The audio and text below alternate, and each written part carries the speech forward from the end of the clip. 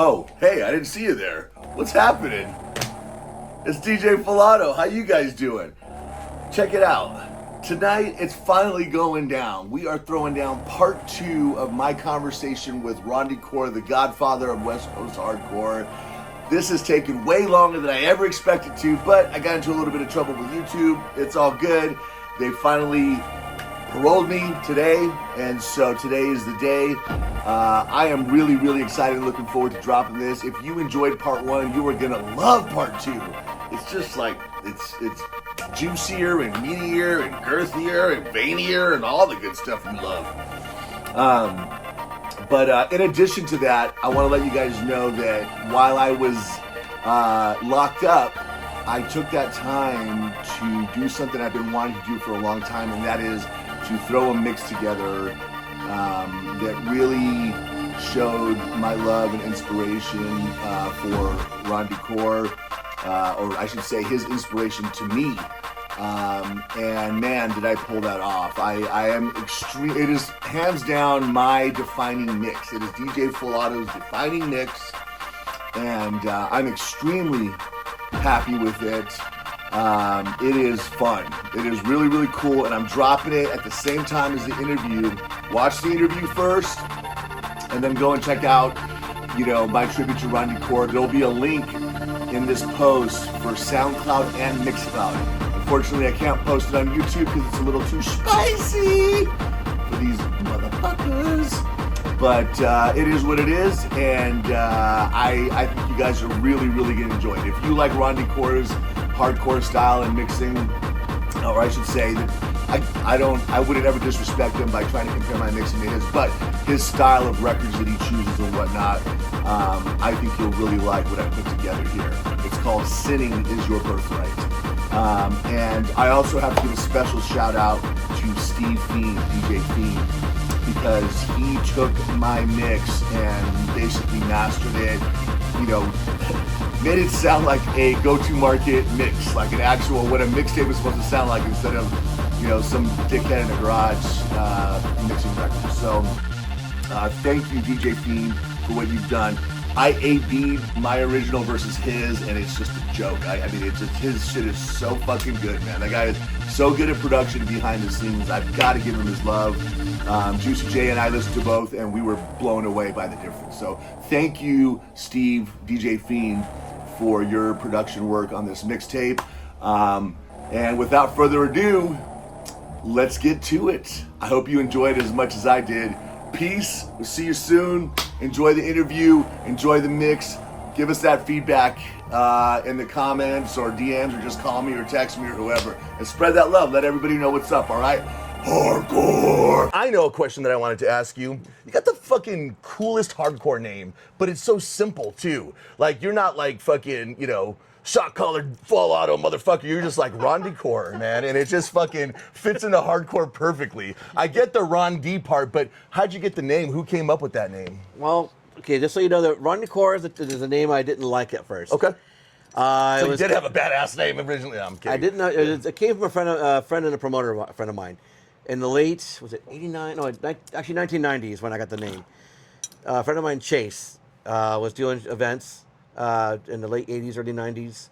And then he always, because I always played at his parties, like, Ron, you always, you play every show for me, and I'm very grateful. And, oh, you're my core DJ, dude. He's like, kept saying, you need like a cool name, like DJ Ron, so boring. He's like, don't you want to be something different than just DJ Ron? So that was your name before that was just DJ Ron? Yeah. Okay. That's it. Yeah, you and DJ Jen were very creative with your names. Well, well, okay, but that goes, remember the early years? I was saying, because back then, there was 6, 7 DJs. Yeah. So I see it. We weren't worried about competition, I already picked that name, bro. I remember when I bought a beta fish for my 4-year-old. I'm like, what are you gonna name it? He's like, Fish. Yeah. That's fish fucker right there, dude, right? No, that makes sense though. And it's like, now it's like over time it's become like your street name and shit, right? Your DJ name. So core meant like being a core part of something, not a hardcore. Exactly. Okay. And it kind of worked out in the future, because one of those names that actually it didn't die because it was used at an older time. It actually kind of evolved. So when my friend gave that name to me, so eventually I ended up taking it. Like, I told him, okay, that's a cool name. And it's funny because I see this guy every so often, and I remember him kind of joking like, "Oh, I see, they ended up liking the name and you use it." I go, "Fuck yeah, dude! It actually worked out pretty good." Like, Yeah. I admit I didn't like it at first. I go, "You need to be Ron D. Core." And I go, Well, that's cool of you to give him fucking credit for it, because you could have just been like, "Shut the fuck up! Don't ever tell anybody that story." Exactly. Yeah. I thought of it. But yeah, hey, I give just like with Lewis Love, I give Lewis Love credit for getting me into hardcore. That's right. So, yeah. Yeah, you got to give people their fucking flowers, man. Credit where credit's due, man. That's right. Yeah. Hell yeah. Okay, Ron DeCore. I used to think that he was the Godfather of hardcore. Apparently, it's Lewis Love, and we're gonna get him on next. I'm kidding. No, you should talk to Lewis. Lewis is a great guy. I know. He's I'm cool just people. giving you shit, man. You're my man, dude. Lewis Love had an influence though, and got you to that place. But where you took it was a whole nother level too. Yeah. Right. Exactly. Yep. And your logo, everything is like synonymous with hardcore. I mean, nobody looks at that and goes hard acid. They're like, it's hardcore, dude. Yeah. So I remember actually when I went to the Phoenix party recently, I was wearing a Mixing Lab hat, a Free Clouds hat, and I had like a Shaka shirt on. And some essay came up to me. He was like, "Damn fool, you got Free Clouds and Chaka." He was like, "Oh," I was like, "Yeah, he knows what's up." Hey, yeah. props, right? Props. Yeah. Also, I have a couple of little fucking gifts for you here. It's DJ Full Auto fucking koozie. It says "Hardcore Violence and Gangbangs." I know you're into all that. That's a great koozie, by the way. And I also have a little. We gotta use this. Hold on. Oh my God. For those that are watching at home, there you go. It has a cool gun picture in the back. Consensual gangbangs, guys. That's what we're talking about. Yeah, with nice neighbors. And look at this, a little keychain flask. Oh shit. That's cool, huh? I thought that when it came, I was like, holy shit! It's got a. It's a one-shotter, right? Nice. Yeah, it is. It's a one-shotter. So it's got a Mac 10 on one side, and it has the other logo again. There you are, man. Dude. For you, my man. Thank you so much. Pour some Everclear in there, dude. I'll be fucked up for life, dude. Hell yeah. You could fill it with spices or alcohol, whatever you like. But thank you, Ron. Thank you for everything. I saw that you have like a little pink bag of some shit. Did you want to? Sure. Did I? There are some questions. Did I just pre-cum right now? Yeah. Well, there are some questions that I got to cheat a little bit on the questions. Okay. So but there were some questions that like required some thinking. So I was like, hey, Ron. Here, there's something you'll enjoy. Right, let's see. Okay. Woo! There's a reason why this magazine's here. I'm interviewed in this magazine. What? Yep. So there's like a. Wait, it says Rave, the new voice of the porn industry? What is this? You never heard of this magazine? Never. Yeah. Never seen So it. they hit me up. I got interviewed. It's right. You know what? Cut. Grab the lotion. I mean, come on. This is. Wait. Does it have? Yeah, it's covered. It's covered. Right. We're good there. DJ Ron DeCore, hardcore techno. Dude, this is awesome. This is badass. So you wanted a porn connection? There it is. Are you? Oh, damn. All right. Shit. It's like, hey, show the audience. Is this just like, hey, Full Auto, check this out, or are you handing this to me? It's my only copy. Sorry. All right, It's for show and tell. Right. Sorry, Sean. Can I borrow it for a little bit? We'll be right back here. I actually do want to look at like off camera and shit. I do want to check it out. Just for the articles, obviously, Yes. but all right, that's fucking cool. I love it. You brought it in a pussy pink bag too, by the way. That's fucking badass, dude. You're welcome. And there's a bit of questions about tapes. So this is one of my favorite tapes. You're asking one of my favorite hardcore. Well, okay, so let me ask the question. So I wanted to ask Ron the question, and this is raw. This isn't like fucking super scripted, but there were some questions that I knew that if somebody asked me, I'd be like, fuck.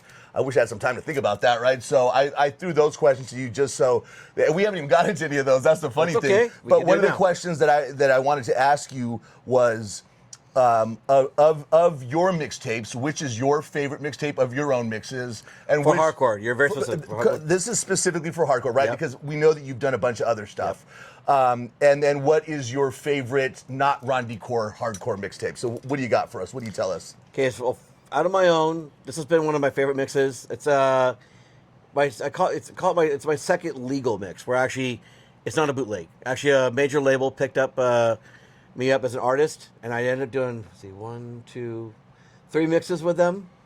But this was the second one in the series. What label was it? VWAX. VWAX. They did the stuff like Richard Hump Division did some mixes with them, and They did a little bit of hard house stuff as well. Cool. But yeah, I was like their only hardcore guy on the label. How was that different in terms, like, did that mean anything different? Did you practice more for it? Or, like, I mean, what did you, was it different?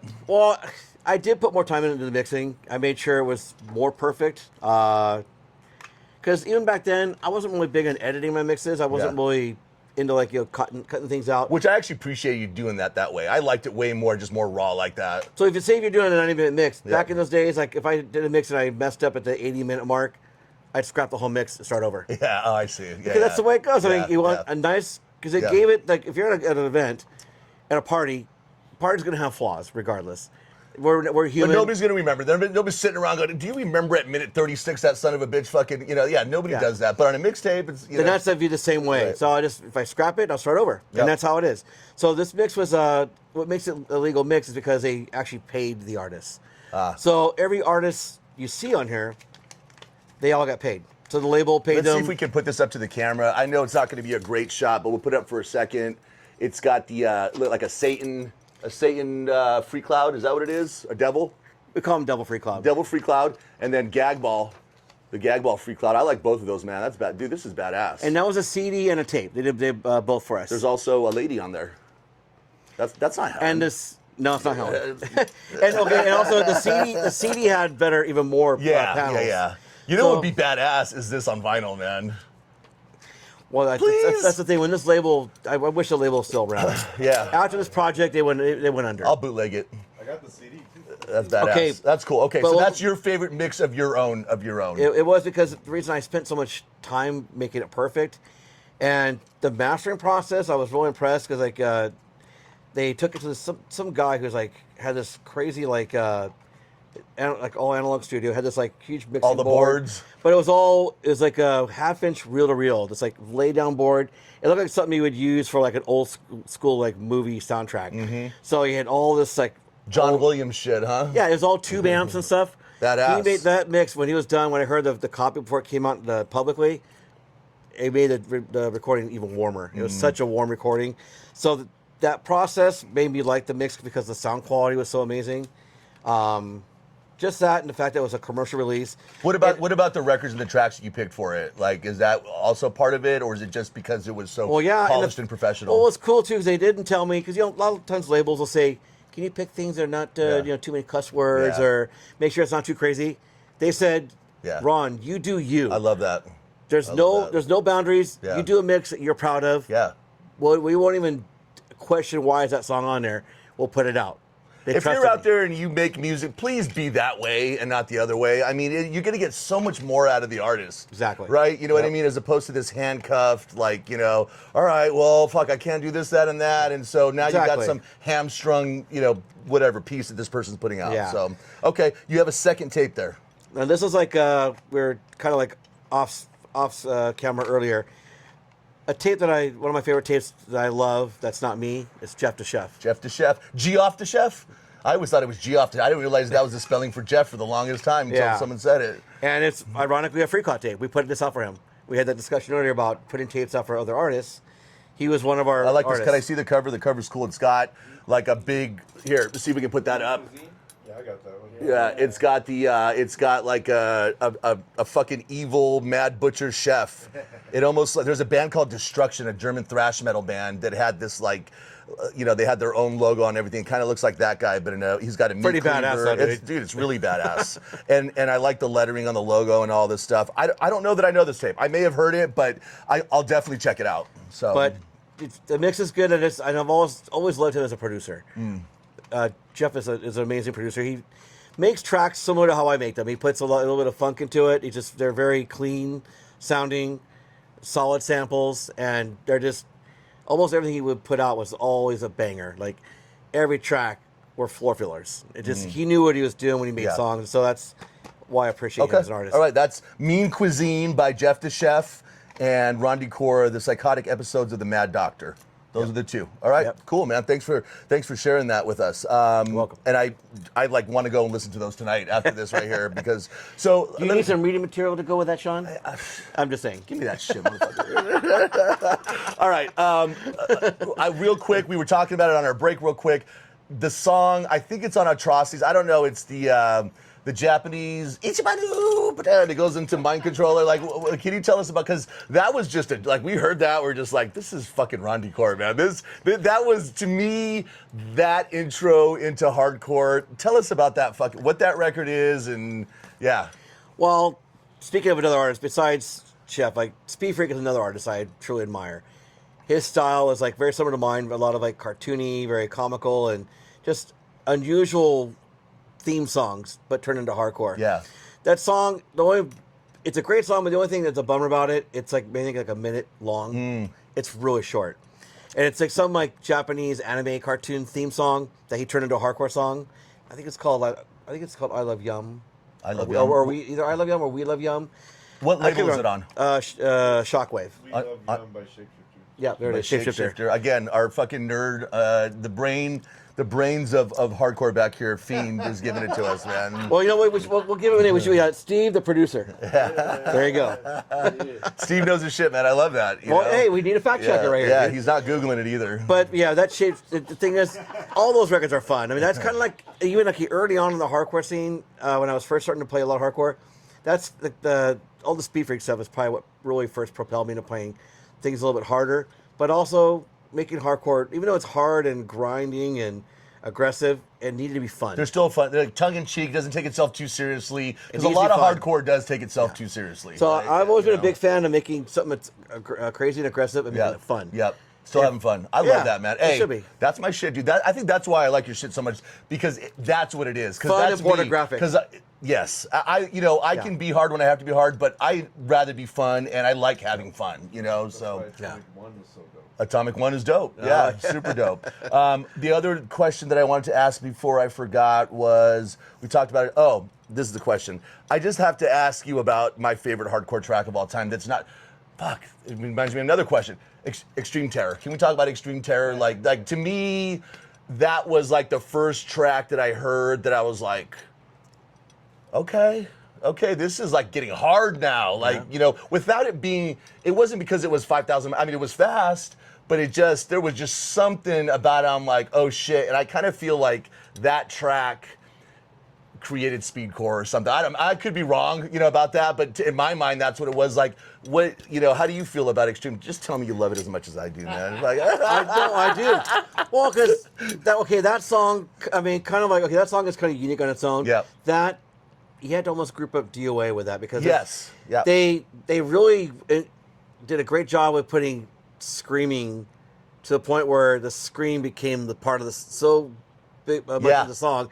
That's you just. And that wasn't a sample. They had Neurotica, somebody was screaming. One of those DOA dudes was screaming it, right? Yeah, but also to go back to DJ Skinhead, which is what Oliver Chesler, I think his name is. He's more of an industrial producer, but see, I didn't know that DJ Skinhead. I thought they were just fucking around. I thought they were fucking around. They were just like DJ Skinhead. I didn't realize there was a DJ Skinhead.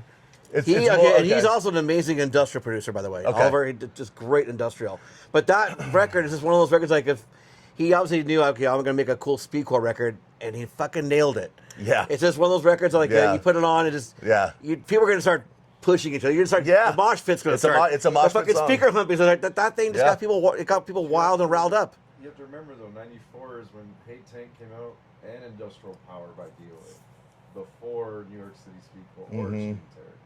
And those records are fucking. Well, I think what hopefully people can hear what Fiend said, that there was Hate Tank, and what was the other one? Industrial Power. The thing is that if you weren't a DJ, it was what mixtape got it out first, right? That's really what it was, and that's how you knew about it, right? Yeah. Is that, so it could be, and Fiend, and we're going to get Fiend on because the guy really is a fucking encyclopedia of hardcore, and on top of it, he knows a lot about what went on in the scene, but an interesting thing, and not to derail this, was that it was funny because we all loved DJ Tron, right? Yeah. But it was funny because he was playing a bunch of Delta 9 shit, right? Like, you know what I mean? But to us, it was like, no, that was DJ Tron. And I'm sure Delta 9 was like, this son of a bitch, right?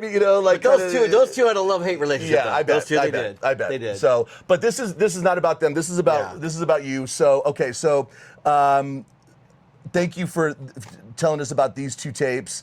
And that's hard to pick, by the way, because there's too many great tapes. You're right. Of course. It's hard to pinpoint. So But people get weird too. You're like, you didn't pick mine. It's like, dude, right? It's just like that doesn't mean that the other ones aren't fucking amazing. It just means that like those are the two that there's stand too out for many whatever epic tapes reason. out there. Just way too Yep. many. Yep. Okay.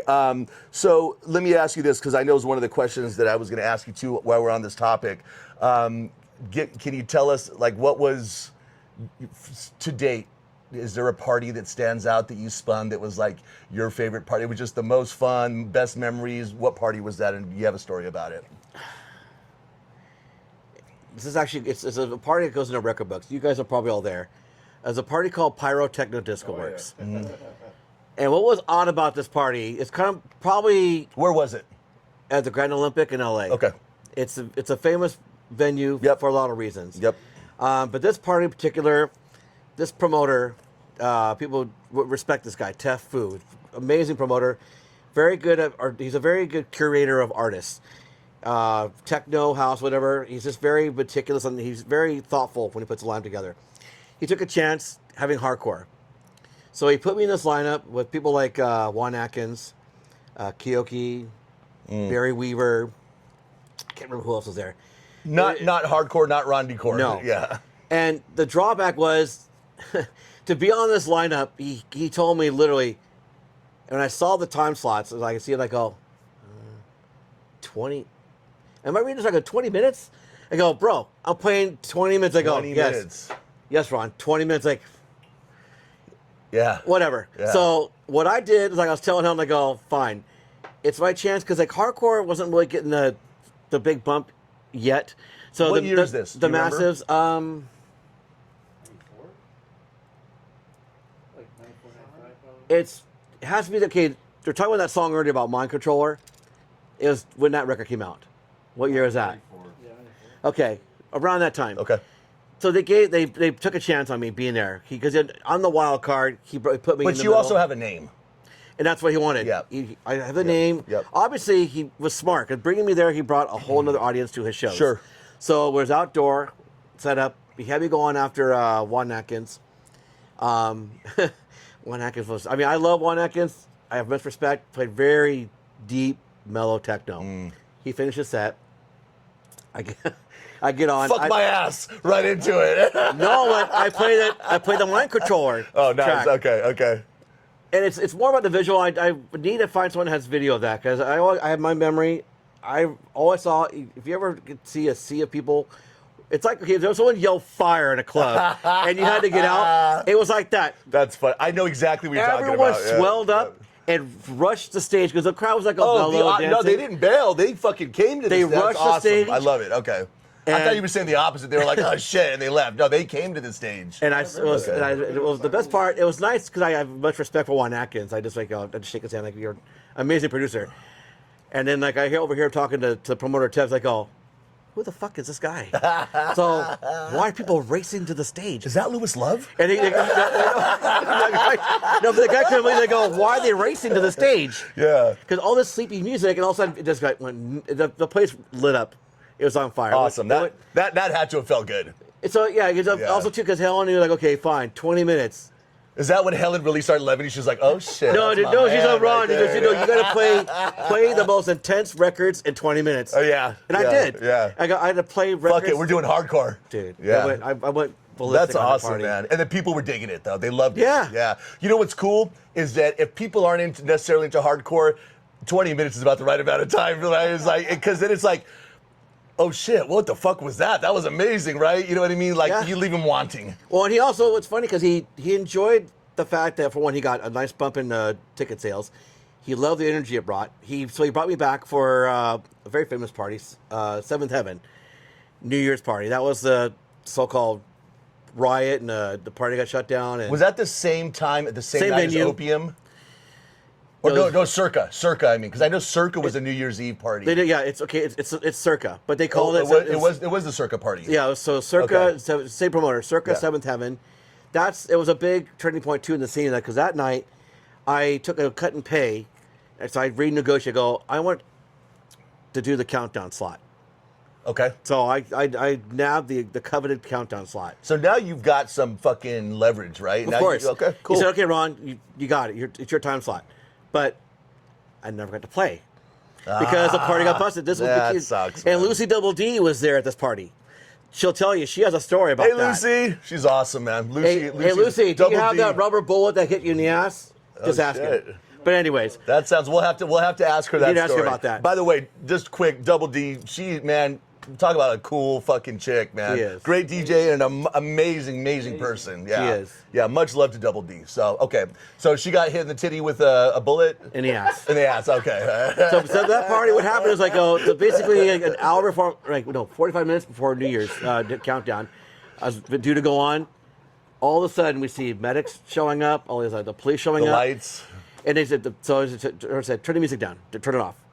And When the lights come on, man, there's not a worse feeling when the fucking lights come on. no, dude. there's people. No, there's people that are passing out at the party. Okay. There's some guy handing out vials of some freaking Oh, it's like man. okay, what it was, GHB. Yeah, the second you said vials, muscle guy. pass it out. Yeah, Some muscle dude was like, I never did that. I never in did that. line, giving everyone in line, take this, take this. Take One this. person can take it and be fine. The next person is fucking passed out, and yeah. They called it a fix.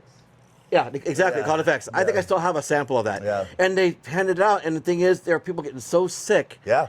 And that's what shut the party down. Yeah. And then people getting unruly, and then people were trying to break into the party, so the fence came down. Oh, yeah. And then that's when the cops showed up, and they had their line, they're lined up, All and that was it. man. And then of course Lucy gets a rubber bullet, but yeah. Damn, man. But yeah. So that's what happened. all that negotiation, man, For and nothing. fucking for nothing. If I was the opener, I would have played. Yeah. Like, fuck. Do we know who that son of a bitch is that was giving out the GHB? Or no, just some random. Yeah. Was it like he was being a dick, or he was just trying to be a nice guy, like free drugs for everybody? He looked like Or he looked like a what guy. the fuck was it? He looked like a health club guy.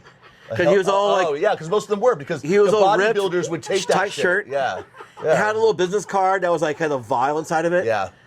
It was a really popular drug in the gym because it helped lean you out. And on top of it, you could take it. There wasn't a lot of calories and you could party. At least I hear. That's what But I they heard forget about that the rave crowd, they take it, they go, they're Yeah. drinking their booze. Yeah. They've also taken 2 hits of acid, ecstasy, and fucking exactly. doing a balloon at the same time, too. So, No, but we yeah. knew people personally that were really sick from that. Yeah. It was fucked up. Yeah. He said, do not take more than one, it will fuck you up. You tell them with the Raiders, it'll get Yeah, you 10, I know. 12, and that's where... They're back in line. Can I get another one? And I go, sure. Okay, so that was okay. We talked. I know your favorite party. That party. Okay, so But that's not. I mean, that's Yeah, You that said was one, different. but there's Yeah. other parties yeah. that. But that's the one that stands out to you. Was that 20 minutes you got? You were able to play to a crowd that wasn't necessarily expecting it, Yeah. and you got a really positive reception from them too. And that's right? for hardcore. Yeah, but, for hardcore. But shows that I place above that. That was Are they significant for hardcore? We don't care about them. I'm kidding, dude. Whatever. Talk to the hand. Dude, man, Talk to the please, hand. Godfather. But anyways, you would appreciate these. Okay, Yes. there was 2 other shows that I put higher on the list. Okay. Shiva's Erotic Banquet. Okay, I've heard of it, but I didn't go to it. Yep. These promoters, I don't know what it is about these guys. They were ahead of their time. Pasquale is kind of in that realm now because he does all the creative, Burning Man Yeah. style parties with his festivals. These guys were doing that shit before anybody. Mm-hmm. So We mean like big production. big production, but they also were just more detailed curation of the show. So like the Shiva's Erotic Banquet was the second of their parties. Aphrodite's Temple was the first. The second one was even better because the second one was at some Masonic temple in Long Beach.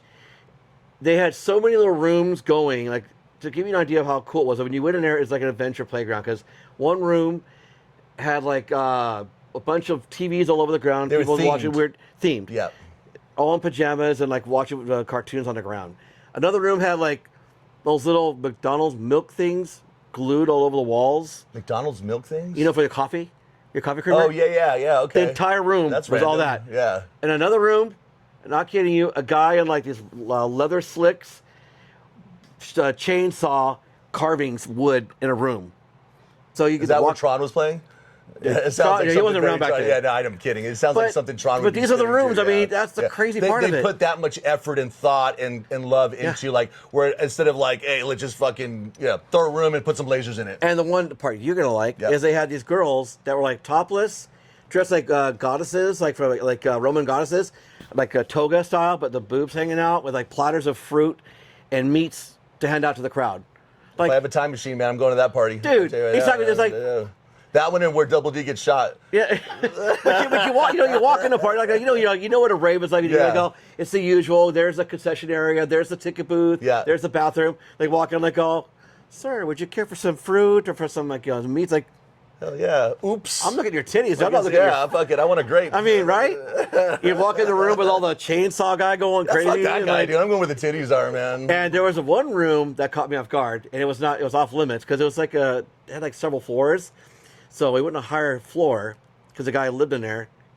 We discovered a room. We called it the dog shit room Okay. because he had dogs. Okay. And it was like nothing but piles of dog shit all over the floor. Was it like come pet a dog while you're tripping on acid shit? Or No, what? it was like the guy said get out of here, you're in the wrong room. He's like renting out the building, but you can't be in there. Oh. We found his room with all the dogs. You're like, He had nothing to do with that's the a party? shitty ass room, dude. He had nothing to do with the party? He was renting his building out. Oh, but he was there. I see. Okay. In the higher floor. But when you're walking around, you're fucked up. You want to check all the rooms out. You're like, let's go up here. Like, I'm curious. smells like dog shit. Yeah. We're going back down. Right back to the titty room. Yep. Yeah. So that party was a big standout, and Yeah. the same promoters did a show in Arizona, a party called Cyber Slam. And what makes this one even cooler, Cyber Slam is probably the one time, if there's ever a question about sound systems, what sound system was your best sound to play on? That was my next question, by the way. This one, they did it. I mean, I don't know where they got the money to do it. They did some it was near the Civic Center in downtown Phoenix. So it was a real legit place. And they had, their host was Timothy Leary. Wow. So Yep. Timothy Leary was the host. The cigarette fucking, yeah. The guy who basically made acid popular. Oh, I'm thinking of the other fucker, the other Leary. Oh, yeah. No. Okay, I know you're talking about the guy. The guy from the acid days. The guy from the 60s. Yep. That was, acid tripper, tester, whatever. So he yep. was their host there in the green room. But Shredder did sound there, and Shredder has done the best sound in period. But they paid him so much money to do some crazy sound. Even he was blown away. Like, I never heard something sound so loud, but good and clean and Yeah. crystal clear. Yeah. Where like your chest almost your chest is like almost caving in because it's so I intense. love that. But there was no distortion. I was like, Yeah. it was the most Yeah. amazing sound. Yeah. I could not believe the sound to me was the best sound ever. I've heard that once, and that was Sly and Robbie. They were a rhythm duo for basically every reggae track that wasn't Bob Marley, and it was the same thing. Well, those man. guys were It was producing just- everything. It was like, dude, it was like hitting my soul and hitting my guts, but clean and not like bad. You know what I mean? It was dope. Yeah. Okay. Anyway. All right. Yeah, but That's that dope. sums up my top 3 events. Okay. Yeah. All right. So now you know. Thank you. No, thanks for sharing In that. case you with wanted us. to know. Okay, tell me about a DJ or DJs that the other DJs, a hardcore, again, we're sticking with the hardcore theme, right? Okay. That other DJs would stick around to watch because they were just that dope. Can you think, aside from yourself, obviously, but can you think of another DJ? Because here's the thing, it's a weird question, I think, because you're like one of the OGs, so this has to be some youngster that came after you, but was there somebody that came up or somebody from Europe you're like, holy shit, this fucker's badass? For hardcore? For hardcore. Lady D. Lenny D, I'll kick that fucker's ass. Let me tell you that right now. No, that's a whole nother. Lenny D, I'm kidding, man. And I'm going to tell you guys that story about me trying to fight Lenny D. I was drunk off my ass and a complete asshole, and I'm sorry, man. But Lenny D, and here's the thing, when that happened. Hey, lady, don't let him disrespect you, dude. When that happened, I was a huge fan. That's the crazy thing, is that I loved Lenny D. It wasn't like I had any beef with the guy, but we'll tell that story. Lenny D's dope. That's actually, I'm so stoked that you said that. Yeah. Let's talk about Lenny D. I have a lot of second, respect man. for that guy. Okay. I really do, because I always looked up to him, being a label boss and putting out some of the best records, Yeah. and I played the crap out of his records, and I mean, I was an honor to put a record out on one of his labels as well, so it puts his DJing style is very similar to mine. He's also very entertaining. He likes to play cool samples, and he mixes kind of cool elements. Yep. So him and I, even though we, before we even met, and when I finally met him, it was nice to see someone on the East Coast. This guy plays like me. He's kind of, he's jumping around. He's having fun. He's playing fun records with the hardcore. He made hardcore fun. So that's kind of why I fell in love with his music style. And that's a guy I personally still love watch play whenever he's in town. So that's awesome. Yep. I love Lenny D as much too. I have to say, since you're on the show, the reason in my drunk mind, because I'll tell the whole story another time, was because I was, being from Southern California and growing up around, this is going to sound retarded, growing up around gang culture and all that stuff. I loved you, man. And like, I was drunk and I was like, fuck this East Coast guy, West Coast hardcore. And he was spinning and I was yelling at him.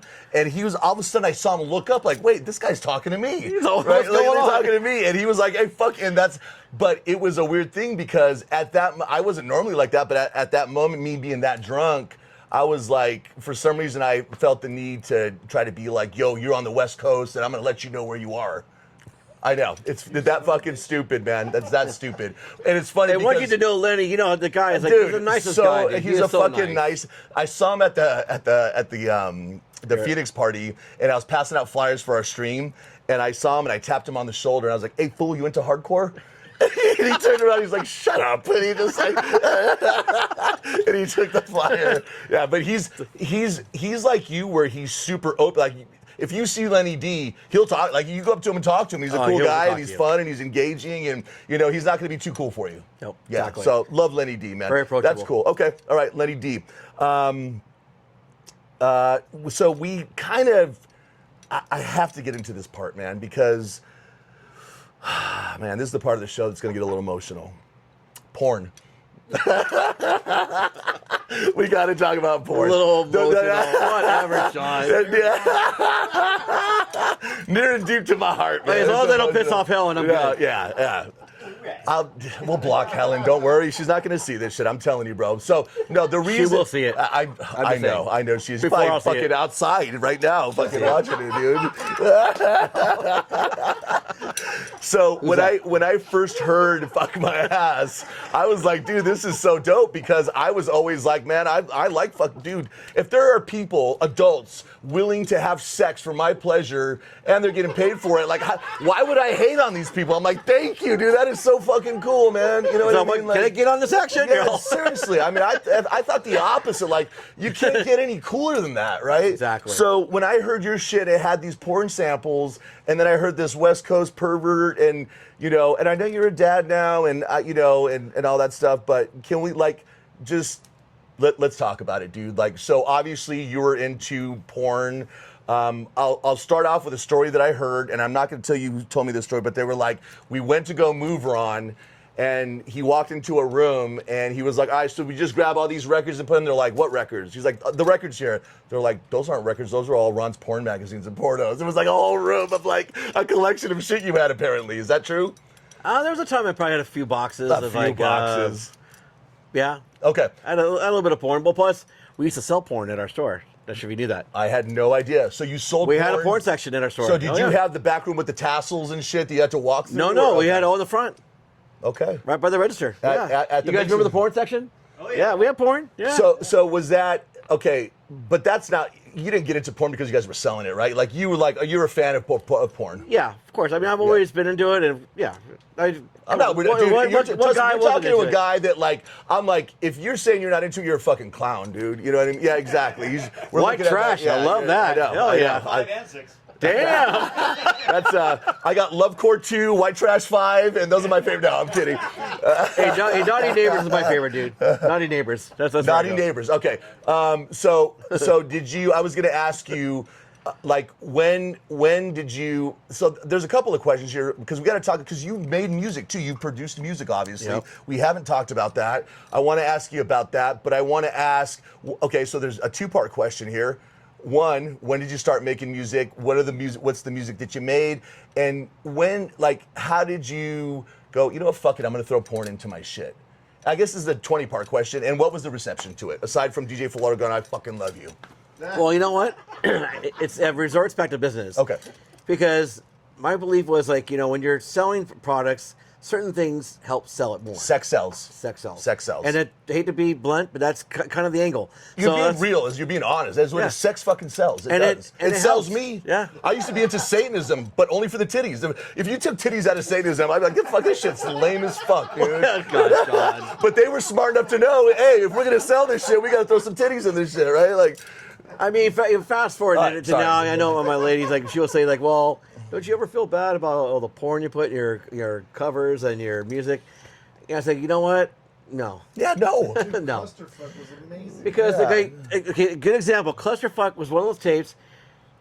I had a chance to put it out as a censored version or the uncensored. I did both, but I did release it the way it was supposed to be, as a triple stack. But anyways, Okay. for good reason. It was a triple stack, and so. But that tape we sold like hotcakes. Of course, man. Of course. I've heard stories. I mean, people tell me when they're older, man, my mom found that tape and she thought it was some porn thing and she threw it away. She took it in her room and she started fucking. Yeah, no, I'm kidding. So, but on that note, I made a censor version of it, and the Jerix back then, I love what he called it because like it's the same picture, and we did the parts that are pixel that was covered. Yeah. Swirled the image where the Yeah. body parts are. Yeah. So he called him. It looks like a ho ho. Yeah. The donut chocolate shit or whatever. Yeah. Exactly. Yeah. Just really go. Yeah. That can be meant to be two things. Yeah. A ho Yeah. and a Double ho. entendre. Exactly, double entendre. Yep. So we had the ho-ho covers, and so we had to give those sometimes. Like sometimes we would put that over the other one, kind of like the brown paper bag. Yeah. You walk in the liquor store, they go, bro, Yeah. what'd you buy? Like, I didn't buy anything, man. Yeah. the kids could take it home, show the parents the nice innocent hey, cover. Mom, just the ho-ho version. But Don't so worry. many people tell me, dude, they threw away my tape. Yeah. The cover, they didn't, Yeah, the man. porn. Like, I'm sorry, man. My, This shit- my dad loved that cover. Dude, this shit is, dude. I mean, No, look, give me that. I'm telling you, man. Like, look, if you are a straight guy, I mean, fuck, if you're a gay guy, you like, naked guys. But for straight guys, we like a beautiful woman. A beautiful woman's body is on there. And again, like I Exactly. said, as long as it's people that are doing it consensually and they're about it, then fuck, how can you hate on it? And it's also man? kick-ass music to go with it, Dude, right? Yeah. Soundtrack to the 100%. picture, right? It's Yeah. you add visuals. It's just an add-on, and it's fucking cool, man. And I loved what you did with it. And I think there's a lot of people that love it too, but just afraid, because there is a stigma attached to it, and people feel a certain way. But which I've always thought was retarded, but it is what it is. Why fight what's natural? Yeah, dude. Right? Thank you. Sorry. Thank you, man. Violence and Yeah. murder, Yeah. little less natural. Yeah. Titties and ass, Yeah, more natural. Exactly. I'm just saying. No, you're 100% right. Okay, so that answered a bunch of it because the reception was good. You guys, that was like your hot selling fucking Oh, yeah. shit, right? Okay. It was Yeah. not. Trust me, it was not popular with Helen, or I was with. going to ask you that next. Yeah. I was going to ask you that next. She Okay. did not agree with us. As I go, Yeah. are you sure? And I go. So I'm you sure. had to pull the whole, babe, this is for business. Come on. And it We're did, gonna make yeah. money, And she's like, fuck it, just give it a shot, like. And we sold a buttload Yeah. of those things, man. Yeah. It was crazy. Yeah. I want to re-release that tape, but we'll see what happens. Thank you for doing it, man. Honestly, because it's what got me into it, and I think it's cool, and I like people that are trailblazers that are like willing to fucking take a little bit of risk, especially on shit that I don't think is that weird. I think it's weird to make it weird, to be honest with you. But that's how I feel. I respect people's opinions about it. It is what it is, but put it there. Let it it's also happen. called hardcore. Exactly. It's called fucking hardcore, right? I mean, it's not. This isn't like Cinemax. This isn't like I don't know house. It's just like this. Well- in the name, it's telling you what you're getting yourself into, man. I mean, I guess I could have like- put Mr. Rogers on there, but fuck that, right? But Fuck that makes it shit. weird then, right? Exactly. Yeah. Like, what? Yeah. Huh? All right. Guy in a sweater. Yeah, fuck that shit. So okay, so can you? How many records did you make? Did you produce? Not Records? tracks, but yeah, records. How many records did you produce? I can't remember. And so I know of like 5 or 6 of them. Are there like way more than that? Well, because I did. See, Atomic has 1, What's the first one? 2. The Clash of the Titans. Clash of the Titans. What were you talking about? It's called Full Metal Hell and Fuck My Ass, right? Yep. Yep. Okay. Two of my favorite fucking hardcore and one tracks breaks of all track time. under Playing with the Trigger. So there's Yep. so that first record is still by far my best-selling record out of all the records I ever put Yeah. out. So it's kind of ironic. I mean, you think about any artist you're into, like there's always those groups we love. It's always an artist's first work we love the most. Yeah. I hate to say it, Yeah. because it's all that energy and creativity. You just can't wait to finally put it out. Yeah. And boom, you just Yeah. hate to say, for lack of better words, you just drop your load right there. Yeah. Yeah. Right there We're in talking one about record. porn, man. You blow your load right there, dude. That's It's true. what it is. And that's how it was. Yeah. I mean, I had Yeah. all these cool ideas, Yeah. and And there's not as much pressure either, right? Like you're just like, fuck it, I'm gonna put out a record. It is right. And It's plus, it like- was fun because when you start making you're on their 5th or 6th record, then it becomes like, oh, I have a deadline. I can't do the same shit. Yeah. Right. You want to make it more interesting and new, and yeah. And you have to be. It gets hard to be more creative, right? Because Yeah. you're trying to outdo the first record. That's what I meant. And it's hard yeah. because that first record became, I mean, to my surprise, became an anthem. So it's like, man, how do I top that? Yeah. So I of course I I think I did a decent job at. Because after that, I had some pretty decent records. But No, the roads out there, I love them just as much, but I think it's just also in the timing you hear them, right? A lot of times the first ones you hear are the ones that always stand out to you the most too, Yes. right? You know? yeah, because that and I think the last record I put out on the label was through Epileptic. That's my other favorite record. So between my first one and my last produced works on a record label Those was are your Epileptic. favorites? I loved the Epileptic one. I wish that label stood around. That was my best project because I just kind of saw myself getting better at producing. The sounds are getting better. There's a lot more layers of sounds, and I just love How did the you record fucking came out. have time? I mean, it's like, okay, let me ask you this: Are you happy with your body of work? Like, is there more you wish you would have done, or I don't know? Can you answer I that? would like to have done more, but there was a time where the store wasn't doing well. Had to kind of refocus, so I had to basically put all the fun stuff aside, focus on the shop. Because there was a time when the shop was having a tough time, struggling. Hey, can I stop right there? I need to say this. Man, talk about keeping it real, dude. Like, it is very rare to meet people that do their passion like for their entire lives, and that's what you guys have done, man. And I know there were soft times, Yeah, right, there where was. you guys are like, and you guys, even at your best times, you guys ain't living in mansions either. Like, this ain't like, right? But man, you guys have stayed committed. You've kept it real through thick and thin, where a lot of people would have fell off and done some other shit. Of course. You guys hung in there, and that I've always really respected that about you. You just fucking keep it real, man. Thank you. Like, that's badass. So I'm sorry to derail it, but No. I have to give you those flowers, man, Well, because thank it's you. rare Appreciate to it. see Appreciate that, it. man. Appreciate it. Last So record store standing. last record, so yeah, I mean, when it comes to dance music, it fucking really is. Like, where's the other one? I don't know where it is. You know, there's little punk rock shops and shit, but Yeah. Okay, so you're doing production, but the store's hitting hard years, right? Digital music becomes a fucking thing, and right, Yeah. or so. Right around Y2K, Yeah. things kind of took a dive. You know, in the 2000s, all the digital scene came on board.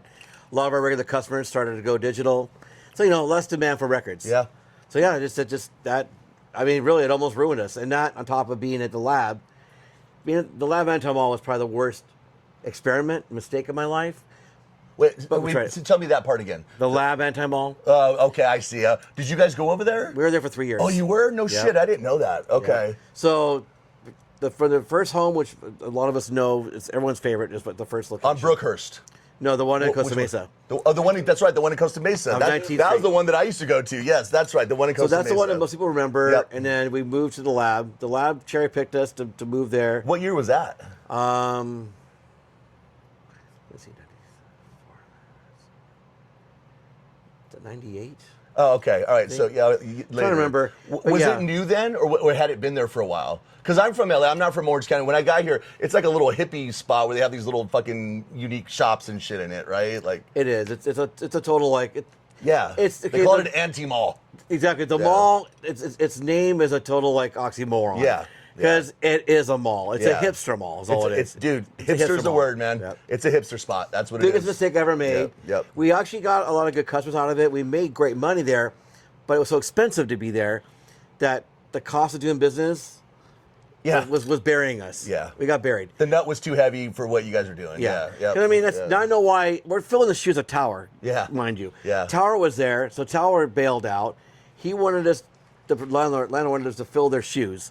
Like, I can't fill those shoes. Like, and now I know why they bailed out. It's like it's hard to sell records. Yeah. We would have had to double our prices to Yeah. keep up with the damn fucking like Yeah. nightmare they created there. But yeah, so you know what? We learned a lot of lessons, and then we moved on. We put a tail between our legs. We were bare bones. We got rid of a lot of our stock to survive. Moved to Fountain Valley, but thank God. I mean, I give my lady credit. We moved to Fountain Valley. It saved us. Yeah. Went to a city that like nobody cared to go to. So No she one- was supporting you through that whole time, like, babe, let's do this. I got your back, and Well, we're both talking like, oh, where can we get a day job? And I go, yeah. I don't know. I don't want to do a day job. Like, we got to just fight it and try Yeah. it. And we Yeah. literally we fought tooth and nail. Yeah. Yeah, I mean, you could have bailed then, but you didn't. No, and it exactly. worked out. It worked out, and you guys were able to, withstand it, and things came back around. I mean, and you I'm got to see stoked that happened. the pictures says it all. Because like when we first moved in our first Fountain Valley space, that put it in perspective to know how much we got rid of and how much we lost. we had maybe 3 bins left at that time into this big space. And I think the first week we were there, Omar Santana played there.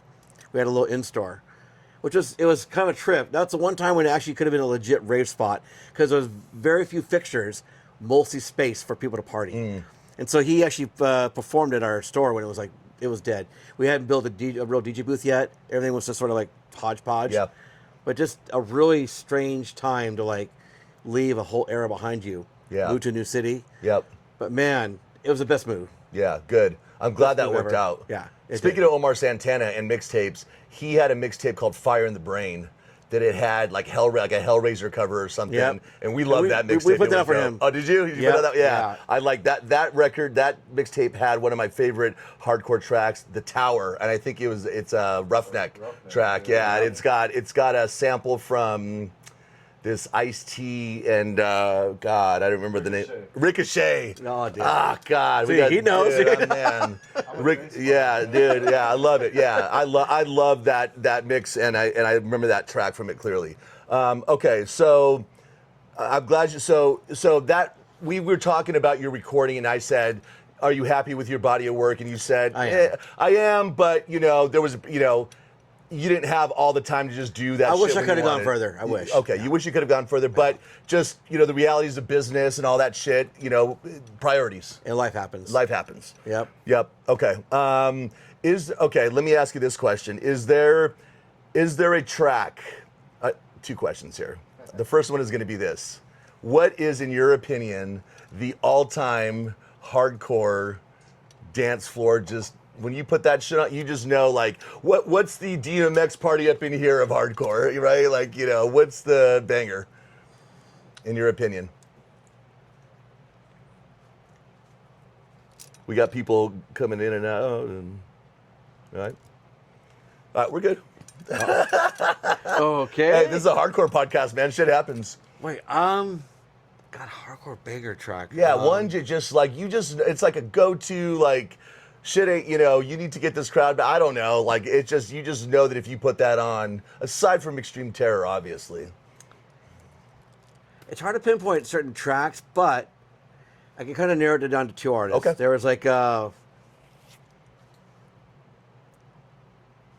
was it? It was a Nasenbluten track. Oh man, Nasenbluten. Intellectual Killer Oh yeah. was Yeah. a song I remember. Oh, it was Intellectual Killer was one of those ones. That one, and then DOA, the New York City Speed Corps. Yeah. I can see that. Yeah. I mean, yeah. it gives you goosebumps. Yeah, it does, man. Those songs, yeah. it's just like Everybody goes running when they hear that. Even the little girls are like, New York City Speed Corps! If I can go running towards because it, man. I mean It's like, those yeah. were Speed Corps anthems. Yeah. I mean, Yeah. And it was still like Speed Corps like ended up going like really fast and really hard, and that was still like in the sweet spot they're of Speed more Corps. palatable Speed Yeah, Corps. you're Not to the correct. point where Yeah. like, we'll pay respect to Ryan Arson. Not the kind of Speed Corps where it's just like Yeah. Yeah. you can't even think straight. Right, And it's like right. at 800 beats per Yeah, minute, yeah. for 1 hour Yeah. straight. You're just praying for a sample. Please let there be a sample soon. Put some Britney Spears in the middle, Yeah, something, right? man. Something. This typewriter's driving me nuts. Right? But yeah, but that's the best I can remember. Okay. All right. So and it's hard to pinpoint because Nasenbluten again, there and was just so DOA. many. Yeah. There's just too many. Yeah. No, that's fine. Those two are. I think those are And great. trust me, ones, when so. I leave this, Yeah, this like, interview, shit. I'll think of the other songs. Of course, There's that's just too how it many. always is. Is there a track that you've heard? Again, we're talking about hardcore because I know you've done a ton of other stuff. Is there a track that you have heard that you're like, fuck, I wish I would have made that track? Like it's that like badass, and it speaks to you, right? Like you're like, that's my style. Like I love that. That man, that's a fucking badass track. I wish I would have made that.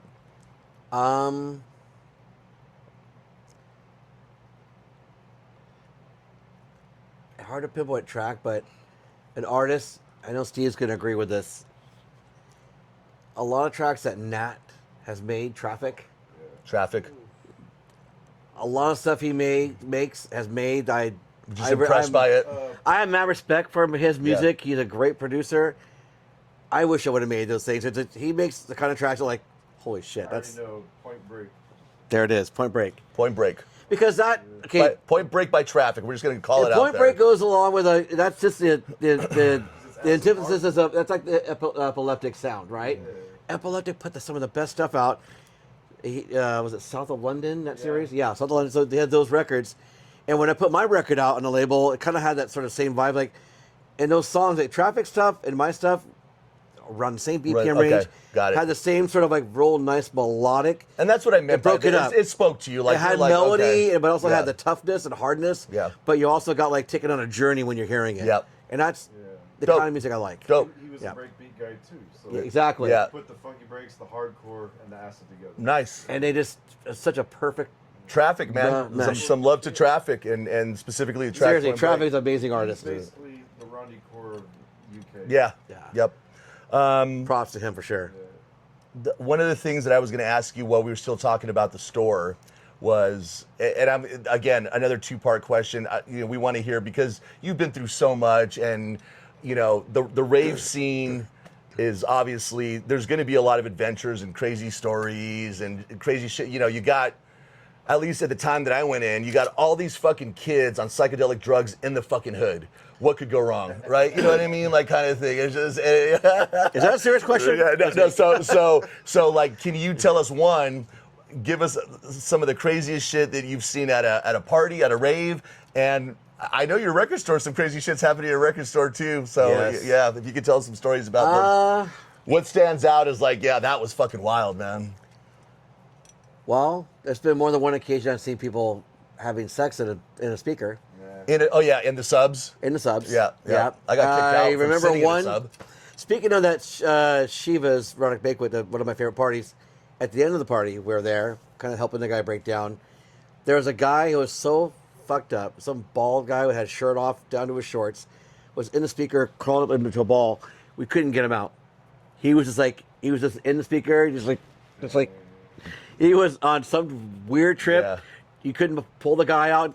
Security was trying to get him out. Leave me alone. Yeah, they had to finally get security guy to pull him out. I go, bro, party's over. Yeah. It just the guy looked like he saw some shit that we couldn't even fathom. Oh man. He was so tripping balls, and had, Fuck. almost all his clothes were gone, and he was like living in the speaker, like Yeah. bizarre. One thing I want to know. You have Fiend has a question. Let's hear it, dude. What is it? How long have you been doing the speed up on the records? How long have you been doing the speed up on the records? The technique. Oh gosh. Were you doing that pre-hardcore? No, that's a hardcore. Actually, that was a hardcore thing only. I wasn't doing it before that. So when I was starting to play hardcore is when I started to do that. Because that made everyone go nuts. How did that evolve? Like, how did that technique evolve? You did that on your tapes too. Yeah, exactly. Yeah. It's just one of those things that like it just because. And you do it so good too. Like I tried, I'm like, oh god, that was fucked up. Fucking like, well that record's fucked. It's all scratched now. Well, once you just got power down the turntable. Once you power down, you're talking about yeah, but you also would like manually do it too. You would add it. You would add. It wasn't just the power down. Yeah. And it would build everybody. Yeah. Well, because when I was like the kind of styles of music I like so many styles of music. I try to make all elements of music I'm into be part of the hardcore. So hardcore is a great musical genre to mix things like hip hop to trance to break beats. To it's so busy you can pull a bunch of shit into it. Hardcore can absorb anything. Does that. Yeah. And so I'm always trying to think because you have to stand out as a DJ. Yep. And that's kind of like when I would teach. When I do teach people how to DJ, I also give them a little bit of marketing advice on the other end, saying you got to stand out because it's a very busy and very competitive business out And there. beyond all that, sex sells. $500, but that's where it comes from because Yeah. doing certain DJs, it's like people you need to stand out. Yeah. You could be in a cluster of DJs that has a night with 7 DJs. You be there all night. Can you tell the difference between each DJ without really looking at them? Yeah. Unless the music genre changed dramatically, you're not going to be able to tell. Yeah. So if someone did something so outrageous, like dude, that guy played the weirdest sample in the beginning of his set, or just stopped the music and it went quiet and all of a sudden started with some crazy stuff. You have to think like that. So I always thought I'm always trying to think of ideas that would make people stop, listen, and what could shock them. Yeah. And speeding the record up, to me, I was like, that'll get their attention. wild, yeah. Right? Yeah. Because you can't dance to it. Yeah. All you can say, like, okay, wait. And he's slowing it just down. like, what the fuck's and it's going on? moving faster. And I go, what's going to happen? Yeah. Like, you're waiting for the end result, right? Yeah. Well, of course, you have to practice this because Yeah. there's times I've done it where, Yeah. like, your fucking fat fingers going I mean, you around. got a fucking delicate And there needle goes the hovering needle, upon. Yeah, of course. That's what I was saying is, you know. And like, see, it says, I have my cocktails. Yeah. So I've had some gigs where not as coordinated. you have Not too, necessarily exactly as too many, coordinated. and Yeah. then there's no coordination. Overserve yourself, and the coordination's a little off. Exactly. Yep. Yeah. I mean, speaking of this, I was telling Steve, and I always tell other people. So on our last stream, you and Fiend both co-won the thing, and I had the benefit of sitting here and actually watching, all the DJs spin, and I always just loved your style. Yeah. Like there's all these little like stops, it goes, and it's fun, it's cool, it's creative. Hardcore should be fun. That's my motto. But it also, like, you could tell it wasn't just like arbitrary. You could tell, like, you had to practice it, because if you don't do those things right, it sounds like shit, actually, right? Like, it sounds like a mess. You can't experiment unless you try, practice at home. Yeah, you got to practice it. But I always really, really loved your mixing style, and that was one of the things that stood out about it is, aside from the tracks, what differentiates DJs is really like how they mix, right? And that's You have to stand out, especially the busier the market gets. I mean, you can just be some Joe Schmo that, he mixes really well, and it's a perfect blend. It's flawless mixing, yeah. Right? Which is Only the DJ nerds appreciate that, though, really. Well, it's true, though. You know what I mean? Okay, on that note, like, people like, I would have respect for other DJs, like people like Sasha and Digweed, which I respect those guys because I also kind of borrowed their technique. Their soundtrack, I call them soundtrack DJs because they blend things so smooth, you can never tell what's coming in, what's coming out. It's almost like one endless song with would take you on a trip. Yeah. So even now, as I've gotten older, I've incorporated that style of mixing along with some of the older tricks I used to do. So I've kind of added that to my forte of things. So people don't, even with hardcore, they're not used to seeing like a hardcore mix being mixed smoothly. Because hardcore is very choppy and very abrupt and very aggressive. Yeah. So you want to, cut it Naturally, out. by the way the tracks are made, right? Because the tracks are made very like cut up and choppy like that. So I go against the grain, and yeah. I practice a lot at doing long mixes of hardcore. Yeah. That's not easy. Yeah. You're doing disco a long blend. Yeah, long blend. Yeah. And that's, for one, it's a noisy mess, and it's not as easy to keep it on pace and keeping the beats matched. It's a tougher challenge, but I've been able to master that. So I've added that, basically having respect for those two guys. Boring in a sense for what they do because they it's an endless seamless mix, but I appreciate the skill level that goes into absolutely. Never and what's cool about that, because I still am very hands on when I mix. I like when I was teaching, I do a lot of the pitch mixing as much as I can, but I still like to use my hands on the side to kind of slow the platter or to speed up using the label, because I still have to do the touches. 'Cause I'm just not confident. It's not the confident part of translating. It's just I'm so used to being hands on. But I still try to do as much pitch as I can. And those two guys are amazing. They don't do any touches. It's all pitch. Yeah. And I've watched guys. Yeah, There's very it's few guys that badass. can do that. They can just sit there, never touch the platter. Yeah. I mean, I think it is impressive. It's a great skill. It is a great. I mean, if you can do that, but also have all the other tools too, that's where it gets really impressive, man. Where you have all these different tools, and it becomes part of the performance, right?